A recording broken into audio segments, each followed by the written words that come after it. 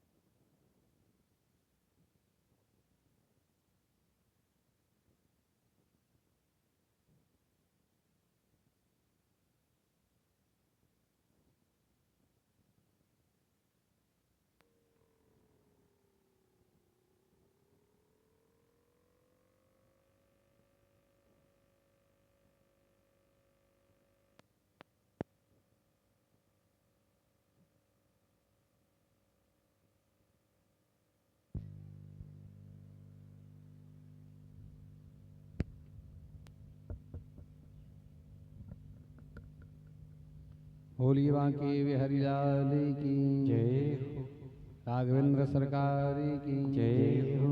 श्री राधे गोपाल भजे मने श्री राधे, श्री राधे गोपाल भजे मन श्री राधे, श्री राधे गोपाल भजे मने श्री राधे, श्री राधे गोपाल भजे मन श्री राधे, श्री राधे राधे श्याम राधे, श्री राधे राधे श्याम राधे, श्री राधे राधे श्याम राधे, श्री राधे राधे श्याम राधे, जय राधे श्री राधे गोपाल भजे मन श्री राधे, श्री राधे गोपाल भजे मन श्री राधे, श्री राधे गोपाल भजे मन श्री राधे। होली राघवेंद्र सरकार की जय हो। राम धनी तो कौन कमी, थोड़ा जोर से धीरे बोल रहा है, डर लगत का को हाँ भाई। आदमी दो बूंद जिंदगी की लेके रोड पे हल्ला देवी में नहीं डरा, अपन को काहे को डर। राम धनी तो आज सुलोचना का तो विवाह कर दिया किससे, मेघनंद के साथ। अब बची कौन सुने ना। तो शेषनाग ने सोची कि हमारा एक फण जब हमारी बिटिया पर मोहित हो गया था, तो अब हमें अपने शरीर के इन फणों का भरोसा नहीं है। सो शेषनाग ने अपने भाई वासुकी के लिए अपनी बेटी सुनैना दे दी और बोले तुम इसके लिए रखना। एक बार राजा जनक से शेषनाग का हुआ शास्त्रार्थ। और शास्त्रार्थ में राजा जनक ने शेषनाग को हरा दिया। और जैसे ही उन्होंने हराया तो अपने भाई बासुकी से लेकर के और सुनैना का इन्होंने कर दिया कन्यादान, कन्यादान दान कर दिया। ये कथा जो हमने आपके लिए बताई है, ये कथाएं अगर कोई पूछेगी लिखी कहाँ है, प्रमाण कहाँ है, तो ये कथाएं आपको मानस पत्रांजलि नाम के ग्रंथ में मिल जाएगी। अच्छा, एक जगह और मिलेगी, आजकल तो बहुत छाट-काट हो गई रामायण में। नहीं, एक पहले आती थी बम्बई छापा की ज्वाला प्रसाद जी की मोटा छेपक रामायण। ज्वाला प्रसाद जी लेखक थे उसके, और बम्बई छापा की एक रामायण आती है, आज भी कई लोगों के पास होती है, मानस के प्रेमियों के पास। उसमें भी एक कथा छेपक में आपके लिए मिल जाएगी। तो इन्होंने लेकर के सुलोचना सुनैना का कन्यादान कर दिया, और इसीलिए राजा जनक की ससुराल क्लियर नहीं हो पाती, क्योंकि शंकर जी के असुओं से प्रकट भई सुनैना, और कन्यादान किया किसने? शेषनाग ने। तो शेषनाग को ससुर बोले या शंकर जी को ससुर बोले या बासुकी को बोले, क्योंकि बासुकी से लेकर के किया। तो राजा जनक इतने बड़े विद्वान, इतने बड़े विद्वान कि शेषनाग को भी हरा दिया था, शेषनाग को भी हरा दिया। अब राजा जनक के यहाँ पर खबर भेजी, बोले जाओ सुखदेव जी आ रहे हैं, आप इनको भोजपत्र पर लिख करके देना, इनकी परीक्षा लेना। तो सुखदेव जी गए, और सुखदेव जी ज्यों ही गए राजा जनक के दरवाजे, राजा जनक के लिए द्वारपालों ने बताया, बोले सुनो संत दरवाजे पर आए हैं। राजा जनक जी आए और बैठे रहे, द्वारपालों से कहा जाओ जाकर के देखो उन संत को क्रोध आया। द्वारपाल कहने लगे नहीं सरकार, भी तो जैसे आए थे वैसे ही खड़े हैं। बोले नहीं नहीं, जाकर के देखो और क्रोध आया। सुबह से दोपहर हो गई, दोपहर से शाम, और शाम से रात बीत गई, दूसरा दिन, तीसरा दिन, सुखदेव जी जैसे आए थे वैसे ही प्रसन्न चित्त खड़े हैं। राजा जनक ने कहा जाओ जाकर के देखो क्या उन्हें क्रोध आया। द्वारपालों ने जाकर के देखा, बोले सरकार जैसे हंसत आए थे वैसे ही हंसत बैठे हैं। राजा जनक ने सिंहासन छोड़ा, दौड़ करके गए, जाकर के सुखदेव जी के चरणों में लेट गए, कहने लगे सरकार हम में इतनी ताकत नहीं है, हम में इतनी ताकत नहीं है कि हम आप जैसा संत हमारे दरवाजे पर आ जाए, मनीषी आ जाए और हम सिंहासन पर बैठे रहें। ये आपके पिताजी ने कहा था कि इनकी परीक्षा लेना, तो आपकी परीक्षा ली। सुखदेव जी कहने लगे ये बताओ हम परीक्षा में पास हो गए? बोले बिल्कुल हो गए। तो बोले भोजपत्र पर लिख कर दो, हम भागवत कथा कहने के लायक। भोजपत्र पर लिखवाया, लेकर के आए और भागवत कथा का अध्ययन किया। भागवत कथा के पहले वक्ता बने कौन? श्री सुखदेव जी व्यास नंदन। और भागवत कथा के पहले श्रोता कौन बने? सूत जी महाराज कहते हैं ऋषि वर।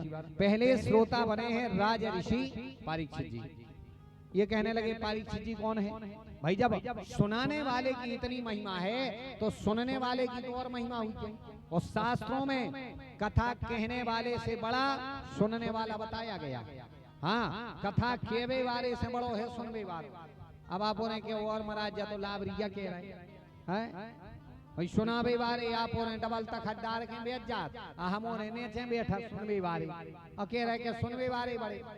हाँ बिल्कुल, शास्त्रों में कहा गया है कि कथा कहने वाले से सुनने वाला बड़ा है। क्यों? कथा कहने वाले का मुंह से एक कथा चलती है और दिमाग में दूसरी कथा चलती है। जैसे वो रील घूमती ना, ऐसी कथा चलती है आगे। भाई एक जगह डूब करके कथा कहने वाला डूब नहीं सकता, नहीं तो कथा क्रम बिगड़ जाएगा, आगे कथा नहीं हो पाएगी। वो सुनने वाला डूब करके कथा सुन सकता है, सुन सकता है। तो कथा कहने वाले से बड़ा सुनने वाला बताया गया। और वैसे भी हो, अगर आप उन्हें कहो कि तुम महाराज डबल तखत पे बैठ जा, हम उन्हें नीचे बैठे या तो ही बड़ो कह रहे, तो सुनो अच्छा हम लोग बैठते तखत पे, तखत के खूंट को कितने खूंट का होता तखत? 4 खूंट को होता नहीं होता। 4 खूंट की चीज को का बोला तपन हो रहे अपने गांव दे हाथ में बुंदेलखंडी में का कहत? चौकी कहत के नहीं कहत? 4 खूंट की अब हल्की हो जाए बड़ी, तो तखत के खूंट को है 4 को। सो कहानी का चौकी, हमोने बैठा तखत पे, माने 4 खूंट के ऊपर सो बैठे चौकी पे। चौकी पे बैठे बारों को कहानो चौकी है, और तुमोने बैठा काय पे? जमीन पे। तो जमीन पे बैठे वालों को कहानो जमी। अब जमींदार बड़ो हो के चौकीदार बड़ो है भाई, जमींदार बड़ो हो। कहने का भाव सुनने वाला कथा कहने वाले से बड़ा बताया गया, श्रोता के इतने लक्षण बताए गए, इतने लक्षण बताए गए, क्या बताएं। इसलिए जब मिले, जहां मिले, जैसे मिले, उतनी भगवान की कथा को सुनना चाहिए। और सुनने वाले के बड़े पुण्य बताए गए। तो बोले बताओ परीक्षित जी कौन है, कहाँ के हैं, कैसे हैं। तो सूत जी महाराज शौनकादिक ऋषियों से कहते हैं, ऋषि परीक्षित जी मालूम कौन है। जब महाभारत का युद्ध हो रहा था, महाभारत के युद्ध में कौरव प्राय मारे जा चुके थे, एक दो कौरव बचे थे। दुर्योधन अधमरी अवस्था में था, दुशासन अधमरी अवस्था में था, बाकी कौरव मारे जा चुके थे। उस समय ये कहने लगे सुनो, उस समय वहां पर अश्वस्थामा आया और अश्वस्थामा आकर के दुर्योधन से कहने लगा मित्र हमें बताओ हम क्या कर सकते हैं। अश्वस्थामा कहने लगा बताओ हम क्या कर सकते हैं तुम्हारी सहायता। दुर्योधन कहने लगा मित्र अगर कुछ सहायता करना चाहते हो तो एक काम कर दो। बोले क्या। बोले पांडव 5 हैं, हम लोग 100 थे, हम 100 के 100 मर रहे, हमें इस चीज की चिंता नहीं है। एक काम करो पांडवों में से एक को मार दो, अगर एक मर जाए पांडवों में से तो हम चैन से मर जाएंगे। अच्छा देखना दुर्योधन का दिमाग देखना, दुर्योधन के लिए ये खुशी मनानी थी। दुर्योधन शायद बोलता अश्वस्थामा से कि भैया हम 100 मरवे वाले हैं, 100 में से एक आध दो बचा ले हमें ताकि हमारा वंश चलता रहे। लेकिन नहीं, दुर्योधन की बुद्धि देखो, बचने की नहीं सोच रहा, पांडवों को मारने की सोच रहा है। अभी भी 100 के 100 मर रहे हैं जे, लेकिन अपने 100 में से एक ही बचने की नहीं सोच रहा, पांडवों में से मारने की सोच रहा। दुर्योधन की यही बुद्धि है। और आजकल भी कई आदमों के मन में दुर्योधन बैठो है। अपन लोग कहते ना दुर्योधन मर गया, महाभारत बंद हो गई, रावण मर गया, कंस मर गया। बिल्कुल नहीं मरे। पहले रावण था, आज भी रावण है। पहले एक आध कंस तो अब तो कितने हो गए पता ही नहीं है। अपन दशहरा पर रावण जलाते हैं, ताली बजाते रावण जल गया, रावण जल गया। सुबह ने पेपर में पढ़ो 20 सीताओं का हरण हो जाता।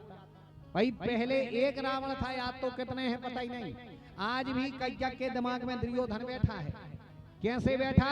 दुर्योधन की विशेषता थी, दुर्योधन दुशासन की विशेषता ये थी हम मर रहे, हमें एक ही चिंता नहीं है, पांडवों में से एक ही मर जाए तो हम खुश हो जाएं। माने दुर्योधन अपने दुख में दुखी नहीं था, पांडवों के सुख में दुखी था।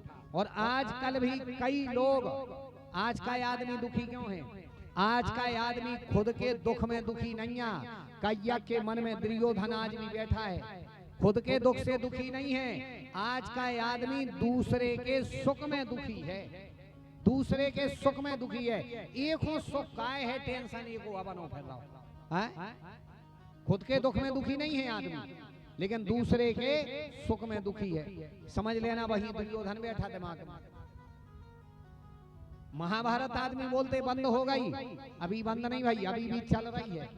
3 कथाएं हमारे सनातन धर्म में, राम कथा, भागवत कथा और महाभारत कथा। और हर घर में ये कथाएं चल रही। किसी के घर में चल रही राम कथा, किसी के घर में चल रही है भागवत कथा और किसी के घर में चल रही महाभारत कथा। तो हम और आप अगर भागवत सुनते हैं, राम कथा सुनते, तो कोशिश ये करना हमारे घर में राम कथा हो, भागवत कथा हो।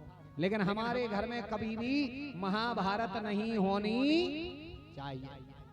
राम कथा कौन है। अगर भाई भाई मिलकर के रहो, पिता पुत्र में मर्यादा बनी रहे, तो समझना इस घर में राम कथाएं चल रही। जिस घर में पति पत्नी सलाह से रहें, बच्चे परिवार बहुएं मिलकर के रहें, समझ लेना उस घर में भागवतिया चल रही। और जिस घर में 1-1 फुट जमीन के पीछे भाई भाई के लिए तलवार लेकर के मारने को दौड़ने लगे, 1-1 फुट पे से भाई भाई का मर्डर करने को तैयार हो जाए, समझ लेना महाभारत अब बंद नहीं भाई, वही घर में महाभारतिया चल रही। तो याद रखना प्यारे, बात कड़वी है लेकिन सत्य है। भागवत कथा आपने खूब सुनी होगी, कथा वही है, लेकिन ये कथा हमें बता रही है कि हमें अपने घर में राम कथा रखनी चाहिए, हमें अपने घर में भागवत रखनी चाहिए, हमें अपने घर में कभी भी महाभारत नहीं करना चाहिए। जमीन जायदाद के पीछे अपने पिता या भाई से मर्यादा नहीं तोड़नी चाहिए। अगर हमारे कर्म में ताकत होगी तो हम एकड़ों से जमीनें ले लेंगे, और कर्म में ताकत नहीं होगी तो 20 एकड़ ले लेना बदमाशी से, लेकिन वो कहाँ चली जाएगी पता नहीं चलेगा। इसलिए याद रखना प्यारे, अपने घर में राम कथा हो, भागवत कथा हो, महाभारत नहीं होनी चाहिए। आज अश्वत्थामा कहने लगा मांगो क्या चाहिए। दुर्योधन कहने लगा मित्र अगर कुछ देना चाहते हो तो एक काम करो, पांडवों में से एक आध को मार दो। ये कहने लगा इतनी सी बात अब भी मार देते। अश्वत्थामा गया, सूत जी महाराज कहते ऋषिवर ध्यान देना, अश्वत्थामा गया जाकर के पांडवों के